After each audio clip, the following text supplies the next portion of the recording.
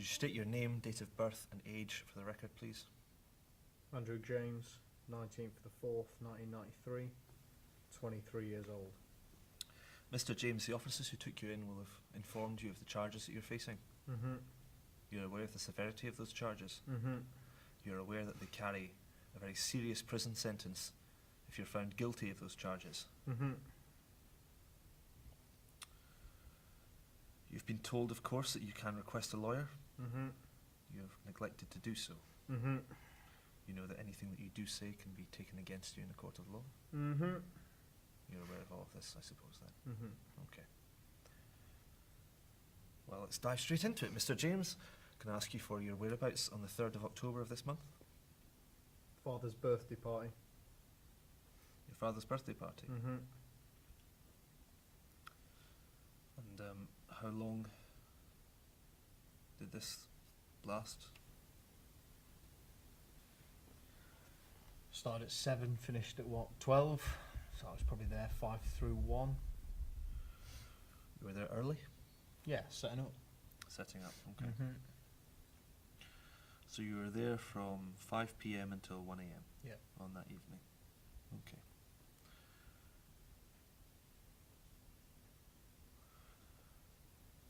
And I suppose this was an event where there would have been multiple alibi witnesses who can confirm that you were there?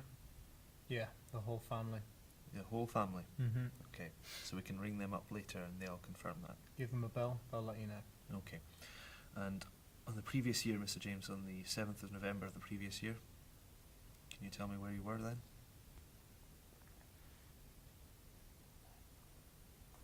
No? No, too long ago. If it helps jog your memory, Mr. James, the 7th of November last year was a Thursday. Bowls. Bowls. Mm-hmm. You're sure of that?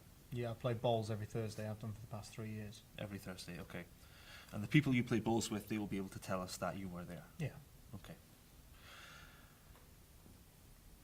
There would have been no reason for you to miss a bowl session. No, never had an injury. You're a consistent player. Mm-hmm. Okay. And the 3rd of March of that same year? 3rd of March. 2015. That's my mum's birthday, 3rd of March. Your mother's birthday? Yeah. Okay. So you would also have been present for that, and there would also have been people there who saw you there? Yeah, it was a small, dulled-down meal. Small, dull-down meal? Okay. Yeah, and she don't like too much fuss, so... Alright. Are you aware of the details of the murders that you're being charged with? Only what the news has told me. Only what the news has told you? Mm-hmm. Do you know the names of the victims? Just common names. Common names? Yeah, they all mash into one. These are names of real people, Mr. James. These are people with families. Much like yourself. Miss Eliza Powell. Jennifer Richards. Jessica Turner. You didn't know any of these women personally? No, not by name. Not by name. You didn't know anyone else who would have known them personally? No. No, okay. Mr. James, you tell me that your evening at your father's birthday on the 3rd of October, you were there until 1 a.m, was it? Yeah. 1 a.m. And then you went straight home? No. You didn't go straight home? No, I dropped my grandma off first. You dropped your grandmother off? Yeah, she doesn't drive. Okay. And so you were driving? Yes. You were driving, okay. So you drove from your father's house to your grandmother's house? No, from the event to my grandma's and then back to mine. So you drove from the venue at which the party was happening? Yeah. I suppose this would have been a big occasion? Yeah, 50th birthday party, black tie event always is. Alright, okay. So you drove at around 1 p.m. from the venue to your grandmother's house? Yeah. And then you went straight home?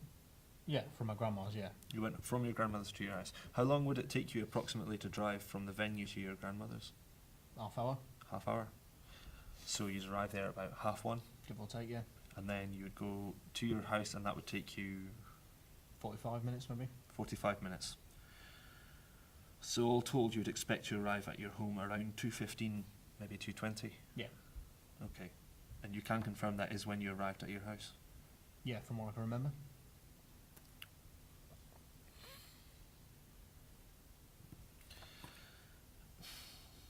Mr. James, you know what CCTV is?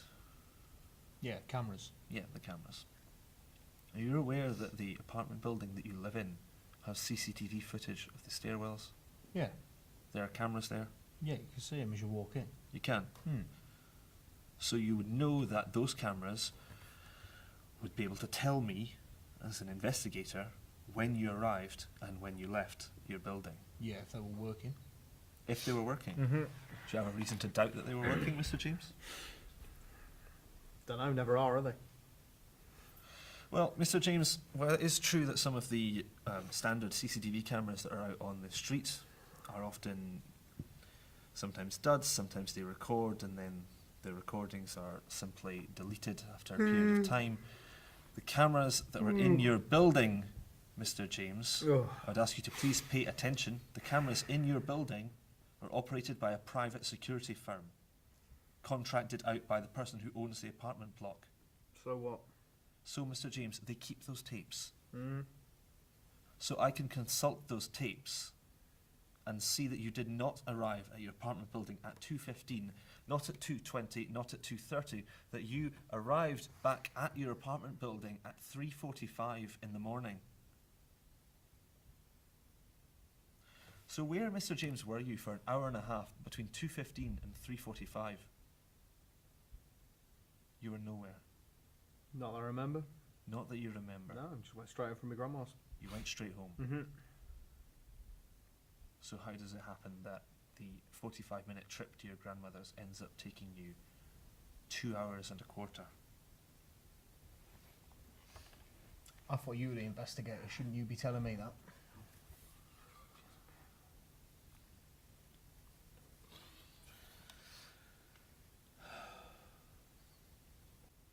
Mr. James, you told me earlier that you arrived at your home at 2:15.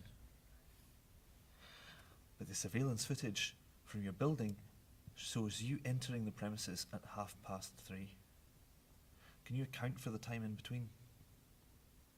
You can't. No. You were nowhere.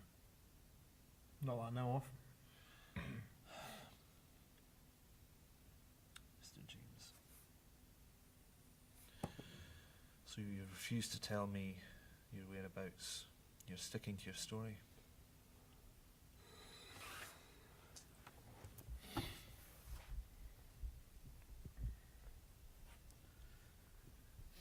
Mr. James, this is a very serious investigation. I'd ask that you please remain alert and present.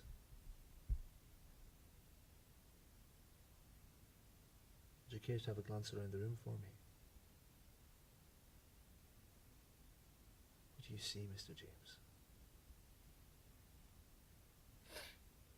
4 walls. 4 walls. Aye. Do you see any CCTV cameras, Mr. James? No. No. No, you don't. I know there's 3 blokes behind that window looking at me though. Aye, Mm. there are. I know those 3 blokes. They're good friends of mine.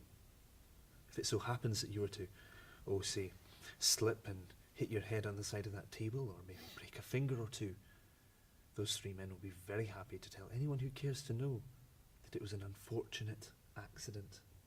That accidents happen, but that no harm was meant.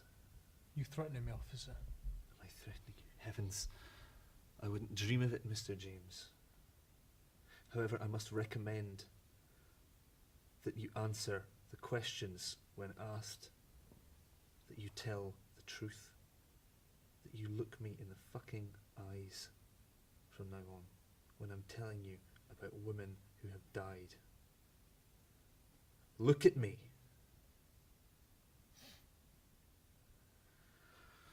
Look at me, you piece of shit. No? Well, Mr. James, you'll be pleased to know that you'll be spending the night in a cell, that an officer will be along shortly to fetch you, that you will be asked more questions this morning, and oh, by the way, those alibi witnesses that you mentioned, we'll be phoning them up Mr. James, each and every one of them, to ascertain whether or not you were in fact where you said you were at the times you said you were there. And if it so happens that you are not telling the truth, which I can only assume is highly fucking likely, then we'll be asking you some more questions about that. And in the meantime, Mr. James, please be careful. Accidents can happen. I'd be very sorry to see what happened to you. Good night, Mr. James.